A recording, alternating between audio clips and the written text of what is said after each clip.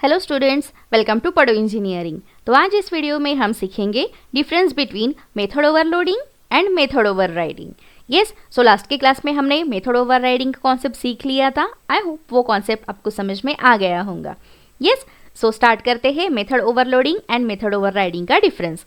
Method overloading. In method overloading, methods must have same name and different signature. Obviously हमें पता है कि अगर मैं लिखती हूँ a, यहाँ पे parameter int a int b है ना। सो ये क्या हो गया, दिस इज मेथड ओवरलोडिंग। इसमें क्या होता है कि नेम जो है वो सेम रहता है बट पैरामीटर्स चेंज होते हैं, सिग्नेचर चेंज होता है।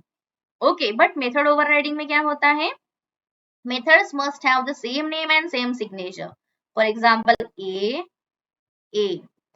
ठीक है। सो ये होगी मेथड ओवरराइडिंग।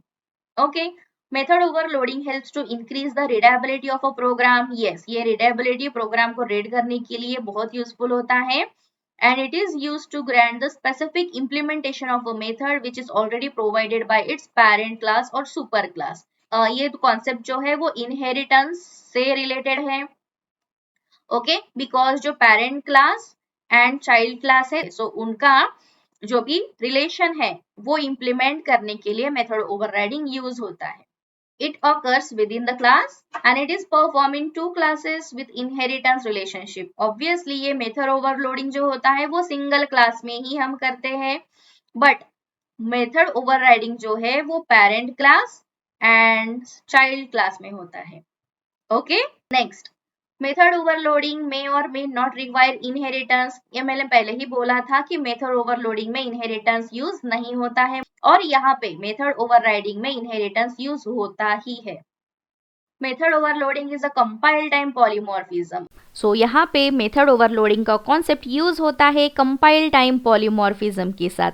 सो कंपाइल टाइम पॉलीमॉर्फिज्म क्या होता है, रन टाइम पॉलीमॉर्फिज्म क्या होता है, ये हम नेक्स्ट क्लास में सीखेंगे विथ पॉलीमॉर्फिज्म ये कॉन्सेप्ट। ओके, सो अभी के लिए इतना ध्यान में रखिए कि मेथड ओवरलोडिंग का कॉन्सेप्ट कंपाइल टाइम में यूज होता है बट मेथड ओवरराइडिंग का रन टाइम में यूज होता है। So in method overloading, the return type can or cannot be the same, but we just have to change the parameter.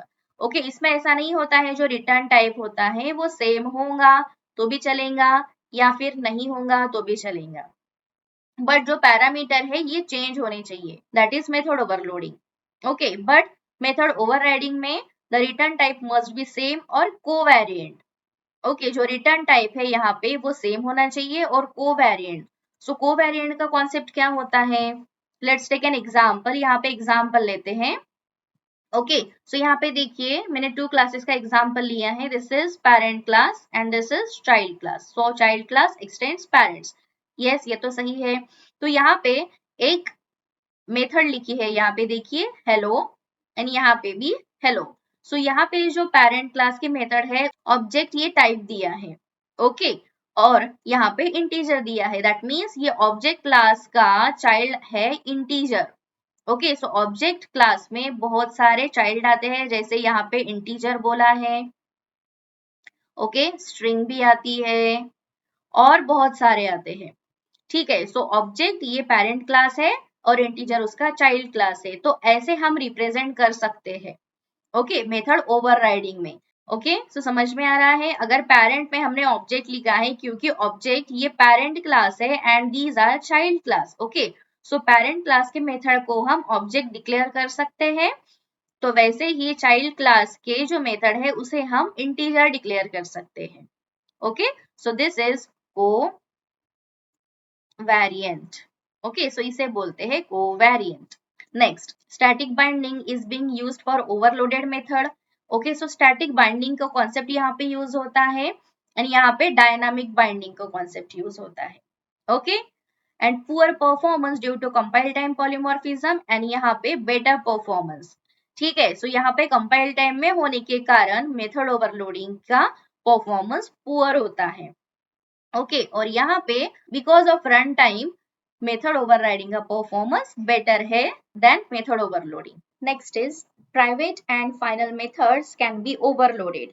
So in method overloading private and final methods जो होती है वो overload होती है but in method overriding private and final methods can't be overridden. So यहाँ पे जो private and final methods होती है वो overridden नहीं होती है.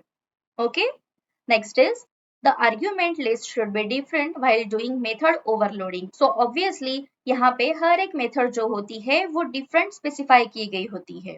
ओके जैसे यहाँ पे एक मेथड लिखी है एंड सेकेंड मेथड जो है वो हम ऐसे लिखेंगे विथ पैरामीटर. ओके सो ये और ये डिफरेंट स्पेसिफाई की गई है.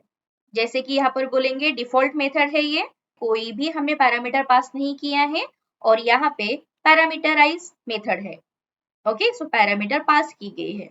बट मेथड ओवरराइडिंग में क्या होता है, the argument list should be the same in method overriding. Obviously पहले ही हमने देखा था कि यहाँ पे सब जो मेथड्स होती है वो सेम होती है. और ये लास्ट का पॉइंट हम देख लेते हैं. तो यहाँ पे सिंटैक्स था मेथड ओवरलोडिंग में क्या होगा कि सेम नाम की मेथड तो रहेंगी बट उसमें डिफरेंट पैरामीटर्स यूज होंगे. यहाँ पे देखिए फर्स्ट में, सो फर्स्ट में ये डिफॉल्ट मेथड है, यहाँ पे वन सिंगल पैरामीटर है ना, और यहाँ पे रिटर्न टाइप भी अलग है और इसमें पैरामीटर्स भी अलग है. ठीक है, सो इसे कहते हैं method overloading. But method overriding में क्या हो रहा है, सेम नाम की मेथड है और सेम नाम के पैरामीटर्स. सो यहाँ पे डिफॉल्ट मेथड है और रिटर्न टाइप भी देखिए यहाँ पे सेम है. सो इसे कहते हैं method overriding. So I hope आपको ये कॉन्सेप्ट समझ में आ गया होगा. ये बहुत ही इजी कॉन्सेप्ट है और बहुत ही स्कोरिंग है. सो मिलते हैं नेक्स्ट क्लास में. Till then take care, bye bye, happy learning, keep learning.